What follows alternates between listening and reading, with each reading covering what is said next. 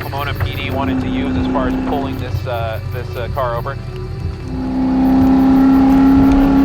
Also speed and reckless driving. That's definitely something we're going to follow up on.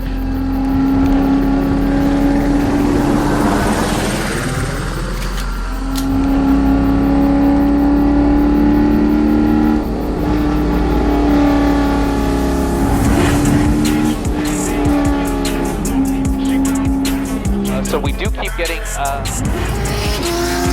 reports of glimpses, but now we're hearing that the suspect may have pulled into a parking garage.